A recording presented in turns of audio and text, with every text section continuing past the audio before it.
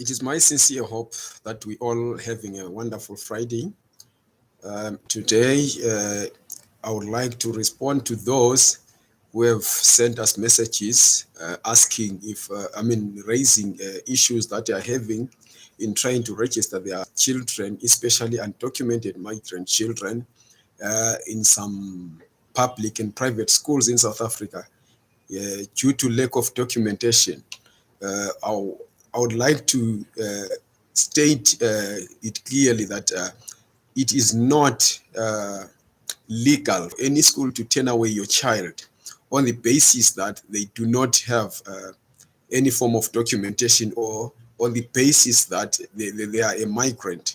It doesn't matter if it's a public school or a private school. And we have, in migrants' favor, a court judgment that was issued by a South African court.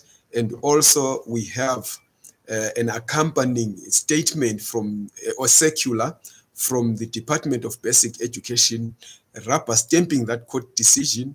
I'll go through that circular that was released by the Department of Basic Education, specifically by the Minister of Basic Education, who is Mrs. Angie Mutseha, in 2020. And now the circular was addressed to heads of provincial education departments, heads of provincial governance sections, district directors, school governing bodies, school principals, and all South African schools governing body associations. The circular was circular number 1 of 2020. It was titled Admission of Learners to Public Schools. It refers to the judgment in the matter of undocumented learners, which was handed down on 12 December 2019 in the High Court of South Africa in Grahamstown in the Eastern Cape. The High Court made a following order that clauses 15 and 21 of the admission policy for ordinary public schools were declared to be inconsistent with the Constitution, and therefore it was judged. They were judged to be invalid. So it also said the Eastern Cape Education Department Circular 6 of 2016, dated 17 March 2016, was declared to be invalid and was set aside.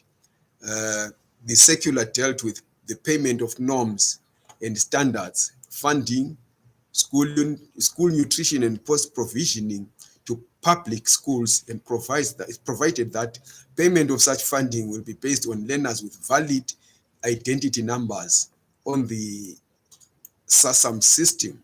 So the first to third respondent, who are the minister, member of the Executive for Education in Eastern Cape, and Superintendent General, Eastern Cape Education Department, are directed to admit all children not in possession of an official birth certificate into public schools in the Eastern Cape province. And where a learner cannot provide an official birth certificate, the principal of the relevant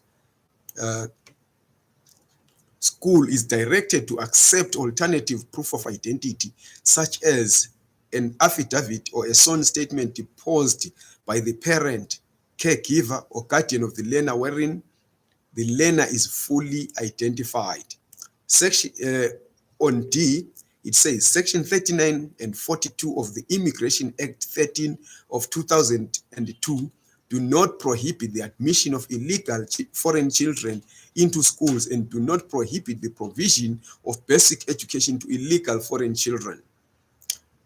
On E, the circular says the first, second, and third respondents are intended and restrained from, in any manner whatsoever, removing or excluding from schools children, including illegal foreign children already admitted, purely by reason of the fact that the children have no identity document number, permit, or passport, or have not produced any identification documents. Then point number 2 of the circular says admission of undocumented learners to all public schools. While the judgment relates to a matter that emanated in the Eastern Cape province, it sets the tone of the appetite of courts on the learners' right to basic education throughout the country. The fact that Section 29 of the Constitution of the Republic of South Africa, 1996, provides that everyone has a right to basic education was a salient point raised in the judgment. The High Court, amongst others, found that the right to education is an immediately realizable right and stands on a higher pedestal. The High Court further emphasized the Constitutional Court's ruling in Juma Masjid and stated that there is no internal limitation requiring the right to be progressively realized within available resources, subject to reasonable legislative measures.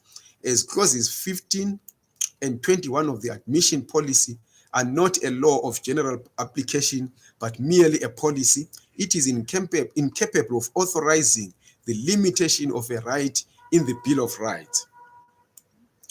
At paragraph 90 of the judgment, it further expatiated that the right to education extends to everyone within the boundaries of South Africa.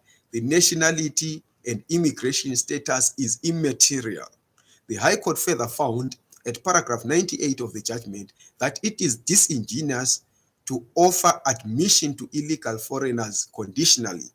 In view of the judgment, Circular 1 of 2019 is withdrawn with immediate effect while amendments are being effected to the affected clauses in the admission policy for public schools in order to align it to the order made by the High Court. All schools are advised to follow the precedent set in the order of the High Court. So what the minister basically said is that children, regardless of their migration status, regardless of their documentation status, should be admitted in all schools, be they private or public, without any hindrance based on their documentation status. We would also recall that there is also a circular that said that migrant children who want to who register for matric should be registered even if they are not documented, and should be allowed to write their matric examinations pending the production of their relevant documents that are required. They should produce those documents just before they collect their matric examination results. So as we forge ahead with the registration of our children in schools, you have to note that there is no basis for any school to turn away your child based on their documentation status. Thank you very much. You can continue to subscribe to this video, share it, and press the notification button so that you do not get left out when we release another video. If you have any more questions regarding this or any other issue related to migration, you can write to us. You can maybe send us a message via email or even via WhatsApp. Thank you very much.